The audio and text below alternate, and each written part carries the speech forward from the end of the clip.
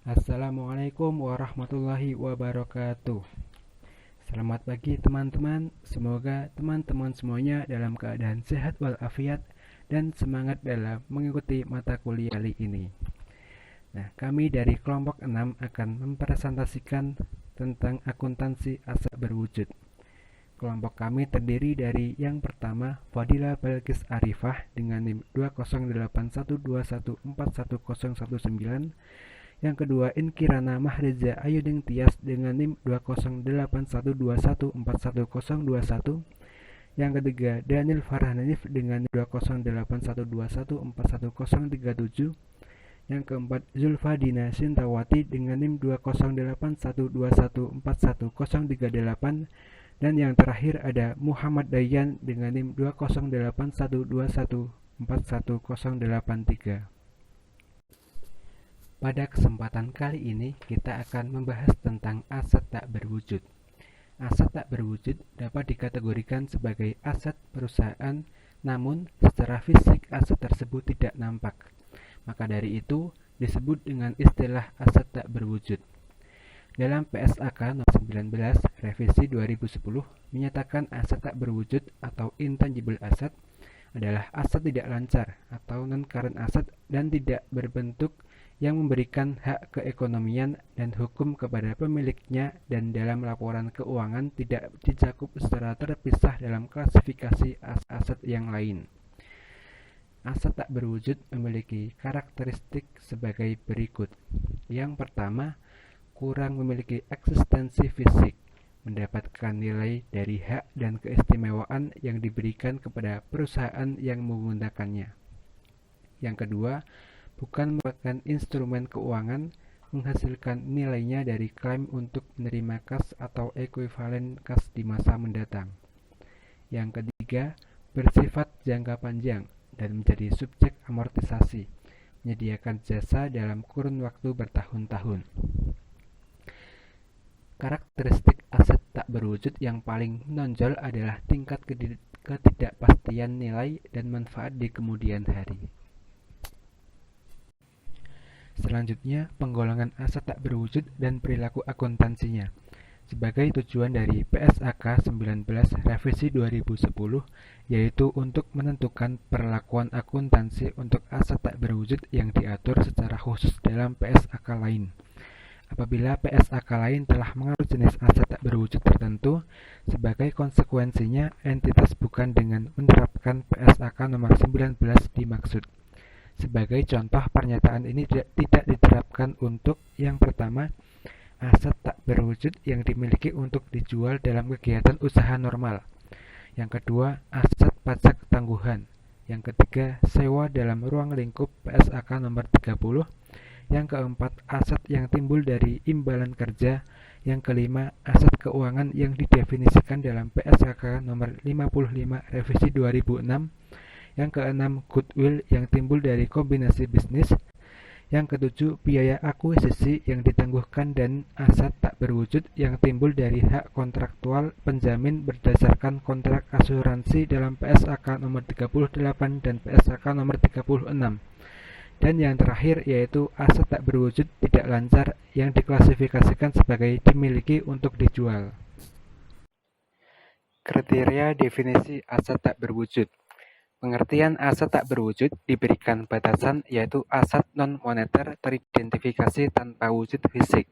Selanjutnya, paragraf 9 PSAK nomor 19 memberikan ilustrasi dengan pemikiran bahwa entitas seringkali mengeluarkan. Selanjutnya, paragraf 9 PSAK nomor 19 memberikan ilustrasi dengan pemikiran bahwa entitas seringkali mengeluarkan sumber daya maupun menciptakan liabilitas dalam perolehan, pengembangan, pemeliharaan, atau peningkatan sumber daya tidak berwujud. Tetapi tidaklah liabilitas dalam perolehan, pengembangan, pemeliharaan, atau peningkatan sumber daya tidak berwujud. Tetapi tidaklah semua unsur pada paragraf 9 PSAK nomor 19 memenuhi kriteria definisi aset tak berwujud ataupun kriteria dimaksud, yaitu sebagai PSAK nomor 19 memenuhi kriteria definisi aset tak berwujud ataupun kriteria dimaksud, yaitu sebagai berikut. Yang pertama, keteridentifikasian, bahwa aset tak berwujud dapat dibedakan secara jelas dengan goodwill. Suatu aset dapat dikatakan teridentifikasi bahwa aset tak berwujud dapat dibedakan secara jelas dengan goodwill. Suatu aset dapat dikatakan teridentifikasi apabila dapat dipisahkan atau dibedakan entitas dan dijual, dialihkan, dilisensikan, disewakan, atau ditukarkan baik secara individual atau bersama, atau dibedakan entitas dan dijual, dialihkan, dilisensikan, disewakan, atau ditukarkan baik secara individual atau bersama, dan timbul dari hak kontraktual atau hak legal lain, terlepas apakah hak tersebut dapat dialihkan atau dipisahkan dari entitas atau hal lain, dan kewajiban hak kontraktual atau hak legal lain, terlepas apakah hak tersebut dapat dialihkan atau dipisahkan dari entitas atau hal lain, dan kewajiban lain. Yang kedua, manfaat ekonomi masa depan.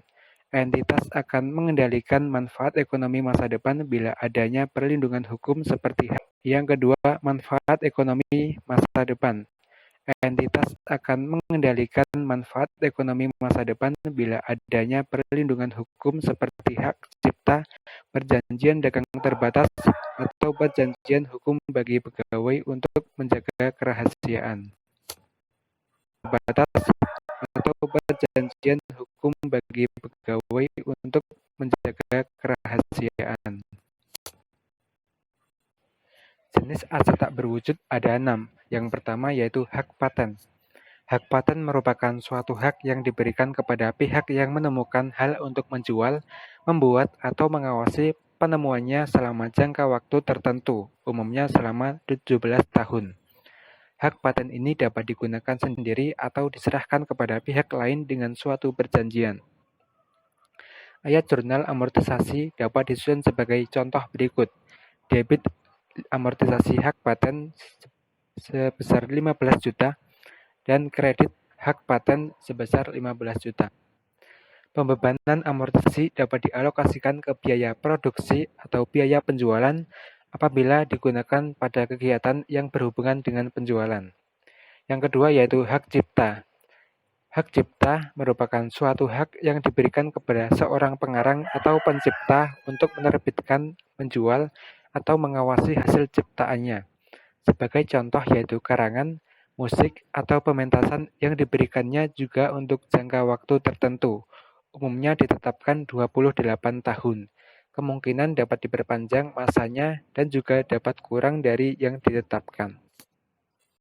Merek dagang. Pada bentuk merek dagang didaftarkan terlebih dahulu dan dilindungi oleh undang-undang yang penggunaan tidak terbatas.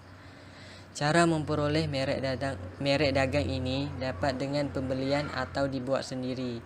Mengingat timbulnya yang tidak terbatas inilah maka tidak dilakukan amortisasi. Tetapi timbulnya asumsi perubahan masa mendatang, maka merek dagang itu akan diamortisasi dalam masa yang pendek. Seterusnya, waralaba. Waralaba merupakan hak yang diberikan oleh pihak tertentu kepada pihak lain atas penggunaan fasilitas yang dimiliki franchisor, akuntansi, dan hal yang berkenaan dengan perpajakan atas usaha. Waralaba diatur tersendiri.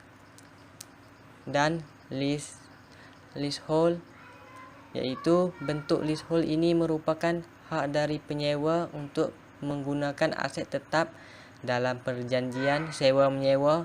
Sewa yang dibayar setiap periode dibebankan pada periode terjadinya atau dikapitalisasi sebagai aset tetap. Aset tetap berwujud tergantung perjanjian sewa, operating atau kapitalis. Apabila pembayaran sewa dilakukan di muka, maka perlakuan akuntansinya adalah sebagai berikut. Pertama, catat pada aset lancar dengan akun sewa yang dibayar di muka. Dan yang kedua, dicatat sebagai aset tak berwujud, yaitu pembayaran di muka dalam beberapa periode yang relatif. Goodwill dalam PSAK nomor 19, revisi 2010, paragraf 47, yang menyatakan bahwa goodwill yang dihasilkan secara internal tidak diakui sebagai aset Kerana goodwill tersebut bukan merupakan suatu sumber daya teridentifikasi, artinya tidak dapat dipisahkan dan tidak ditimbul dari hak kontraktual atau hak legal lain yang dikendalikan oleh entitas, dan dapat diukur secara andal biaya perolehannya.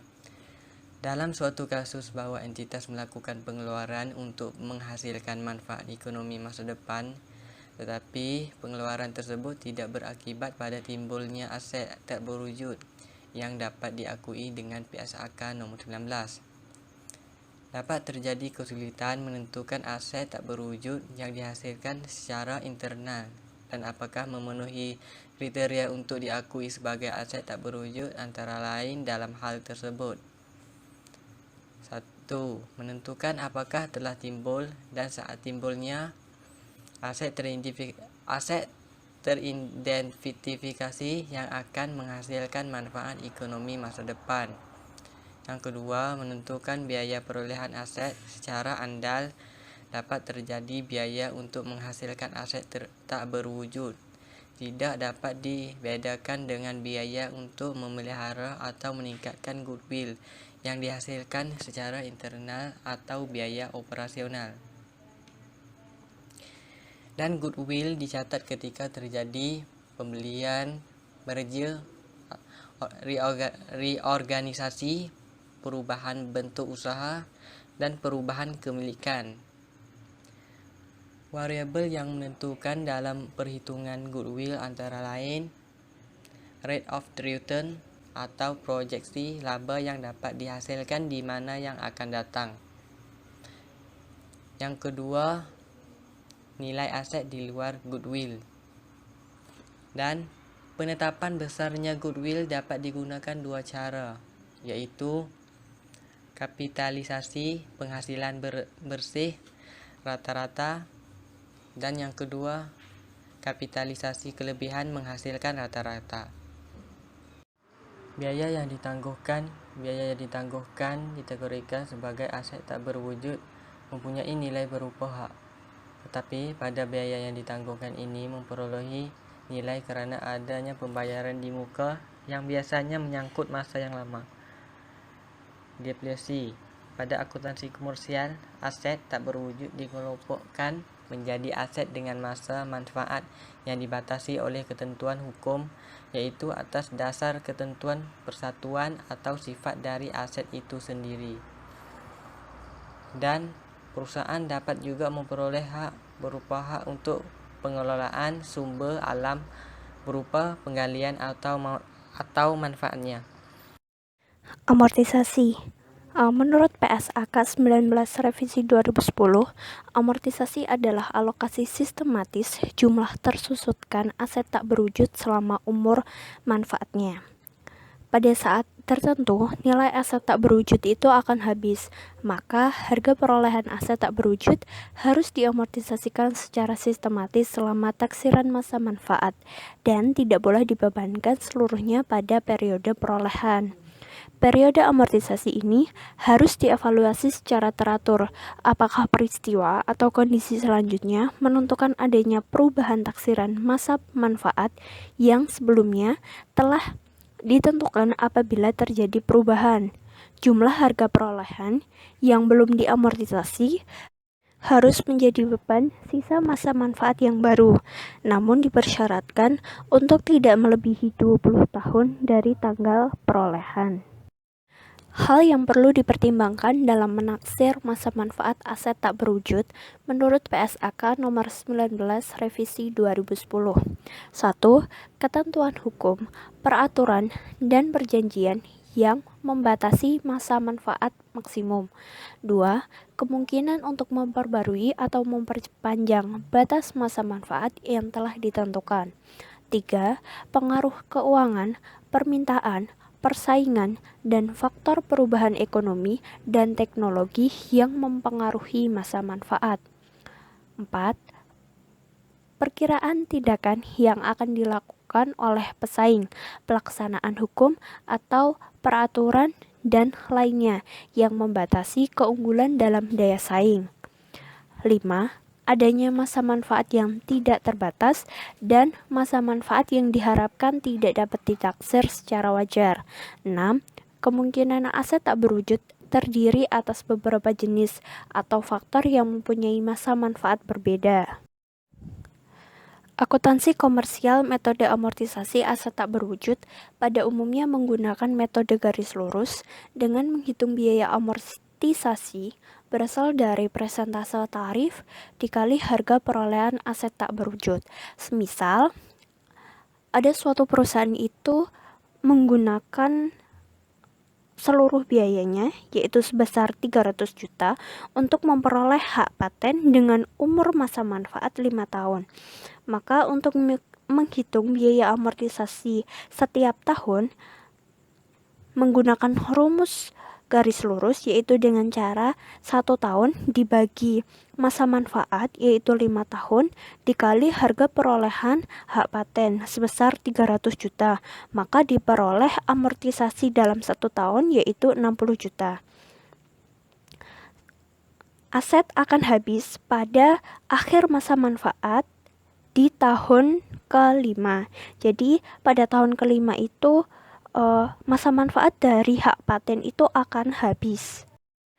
Amortisasi dalam akuntansi pajak. Menurut PSAK nomor 19 revisi 2010, aset tak berwujud adalah aset non-material teridentifikasi tanpa wujud fisik sebagai aset tidak lancar dan tidak berbentuk yang memberikan hak keekonomian dan hukum pada pemiliknya. Yang termasuk sebagai aset tidak berwujud itu dapat berupa hak paten, hak merek, goodwill, biaya pendirian, dan lain-lain. Dalam penghitungan amortisasi ada beberapa kesulitan yang mungkin timbul dalam perhitungannya, yaitu contohnya kesulitan dalam menentukan nilai perolehan serta masa manfaat keekonomiannya, karena sifat aset yang tidak ada wujudnya. Lalu, periode dan metode amortisasi. Dalam paragraf 97 PSAK nomor 19, klasifikasi aset tak berwujud berdasarkan periode amortisasi. Yang pertama ada aset tak berwujud dengan umur manfaat terbatas. Jumlah tersusutkan aset tak berwujud dengan umur masa manfaat terbatas dialokasikan secara sistematis selama umur manfaatnya. Amortisasi itu dimulai saat aset tersebut digunakan dan juga akan dihentikan atau berakhir pada waktu manakah yang lebih dahulu antara saat aset tak berwujud digolongkan sebagai aset yang dimiliki untuk dijual sesuai dengan PSAK nomor 58 revisi 2009. Besarnya amortisasi yang dibebankan setiap periode diakui dalam laporan laba rugi, tetapi dikecualikan bila PSAK lain mengizinkan atau mensyaratkan amortisasi tersebut dimasukkan dalam jumlah tercatat aset lain. Yang kedua, ada aset tak berwujud dengan umur manfaat tidak terbatas. Aset tak berwujud dengan umur manfaat tidak terbatas tidak diamortisasi. PSAK nomor 48 revisi 2009 tentang penurunan nilai aset bahwa entitas disyaratkan untuk menguji aset tak berwujud dengan umur manfaat tidak terbatas untuk menurunkan nilai dengan membandingkan jumlah terpulihkan dengan jumlah tercatatnya setiap tahun dan saat ada indikasi penurunan. Metode yang digunakan dalam amortisasi aset tak berwujud menurut akuntansi pajak itu dibagi menjadi 2, yaitu metode garis lurus dan metode saldo menurun. Penggolongan aset tak berwujud dan tarif amortisasi. Untuk kelompok 1 dengan masa manfaat 4 tahun dan tarif amortisasi garis lurus 25%, saldo menurunnya 50%.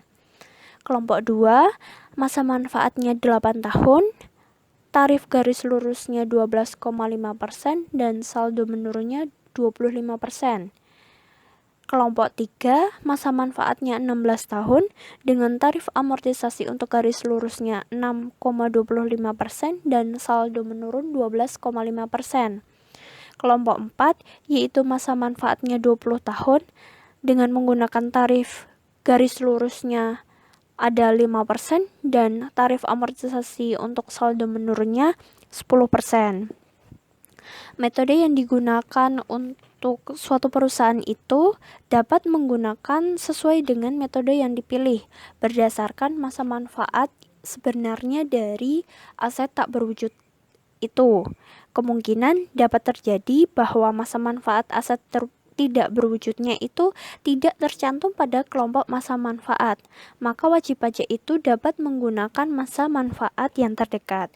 Sebagai contoh, apabila aset tidak berwujud itu mempunyai masa manfaat 6 tahun, maka kan berada di antara kelompok 1 dengan masa manfaat 4 tahun dan berada pada kelompok 2 dengan masa manfaat 8 tahun. Kan itu berada di tengah-tengahnya.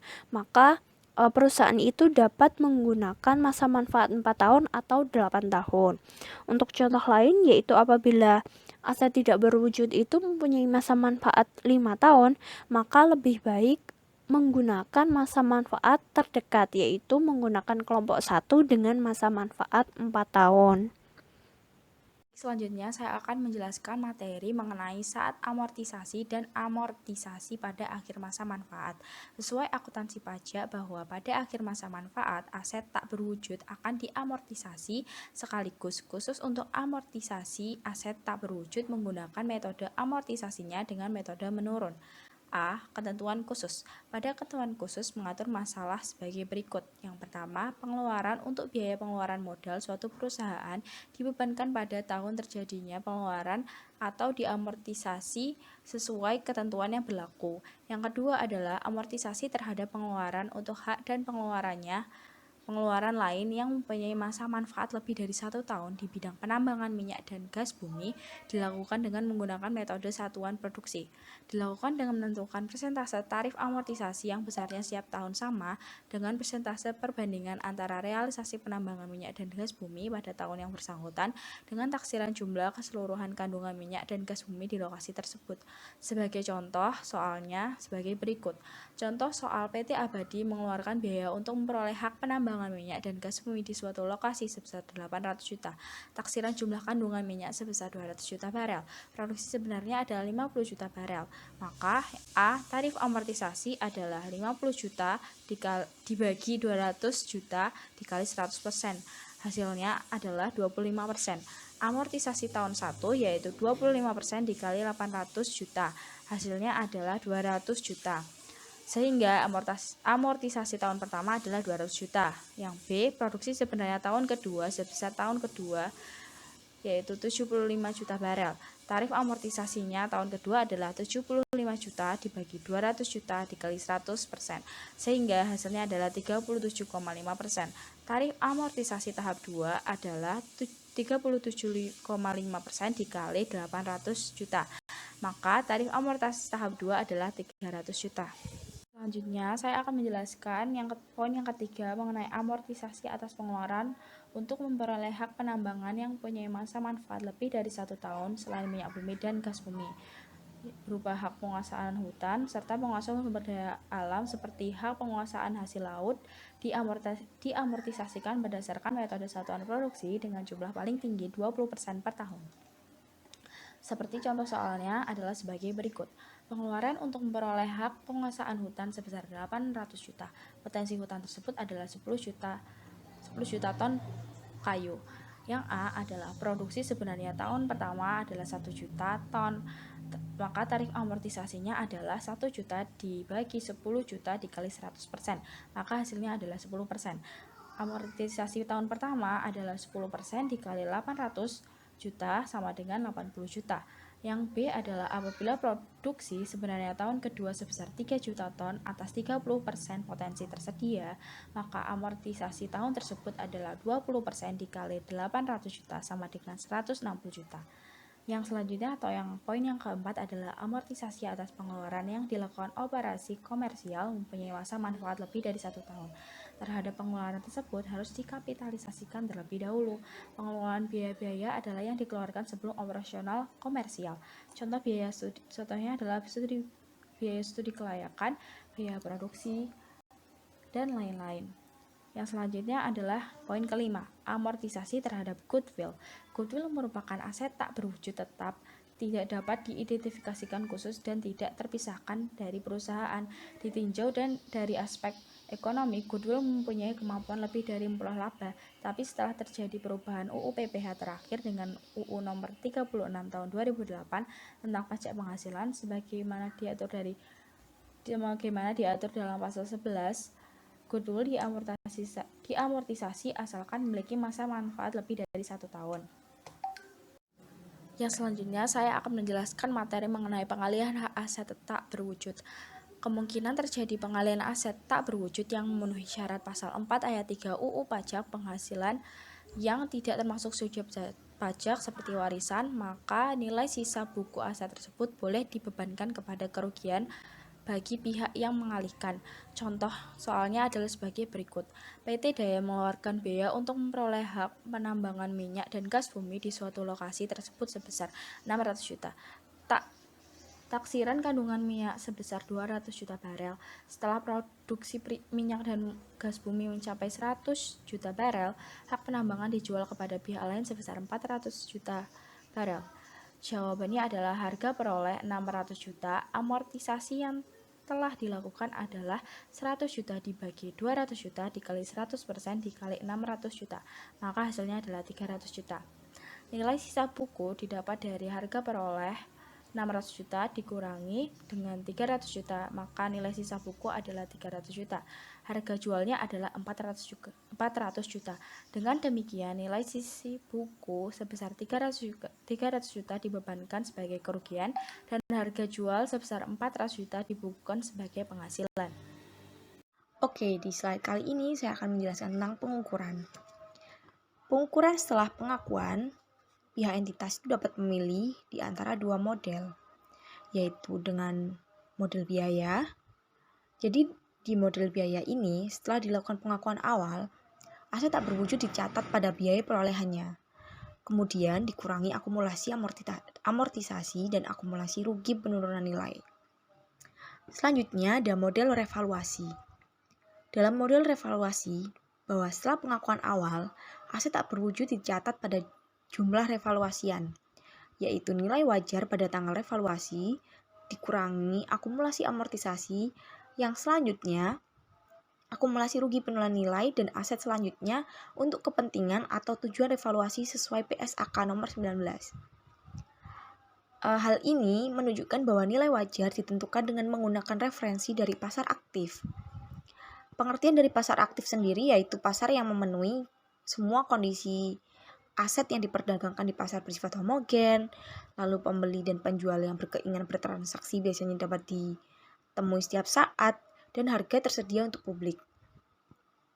Revaluasi tersebut dilakukan secara rutin, sehingga pada setiap akhir periode pelaporan jumlah tercatat aset tak berwujud tidak memiliki perbedaan yang material dengan nilai wajarnya.